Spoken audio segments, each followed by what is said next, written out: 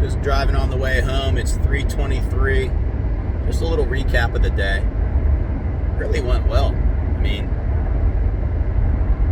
being a golf coach is always challenging in a lot of ways, trying to figure out the right things to work on with each student. I had 5 lessons today. One of those was an almost 6-year-old. That was pretty good. I mean, what do you expect from a 6-year-old when you're giving them an individual lesson? I mean, you just kind of have fun. You put some targets out there, had them try to hit some targets. Did that with a little shorter wedge, trying to watch the golf grip and have it develop the right way. Trying to get them to stand pretty well, balanced, and get the stance right. Just kind of have fun with them. That was really cool.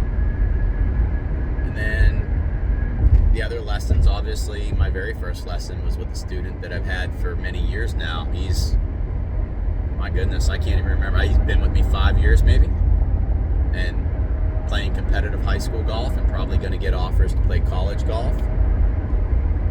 And then my last lesson I just gave, another high school student, junior, doing phenomenally well. He's really done an amazing job changing a couple things that I asked him to do, and he's taken it very well, and he's working on it very diligently. And he had kind of mentioned he wanted to watch the driver a little bit today, which we did.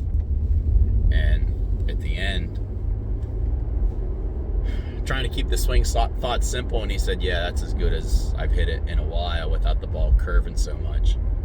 So the big thing, which I tried to reiterate, was just that if the ball doesn't curve as much for him, it's going to fly straighter. Because his big thing too was, I don't hit it as far as some of the other guys on my golf team.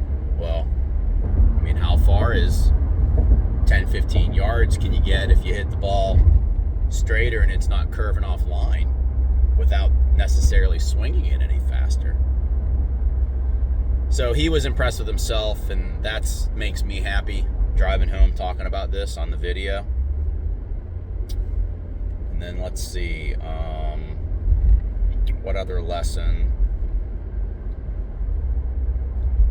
The second lesson, which was, some of that was a little bit mental, from a mental approach.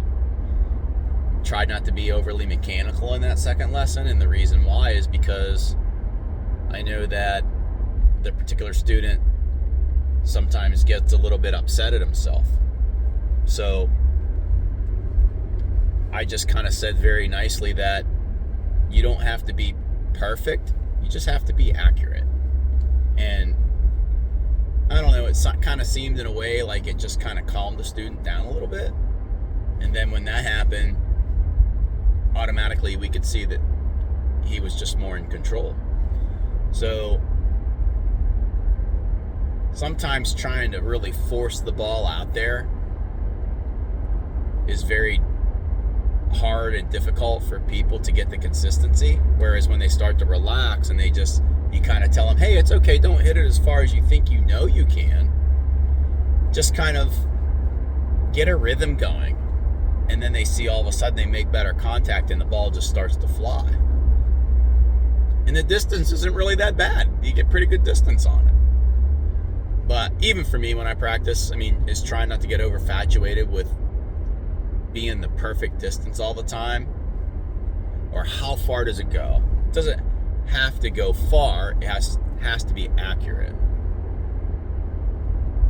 So, great session of lessons today. Gonna get home, get some, kind of hungry right now, gonna get some food and just kind of keep the notes going here, because it's really just good. I want to hear myself talk and then just kind of provide information for those of you that are interested in watching it.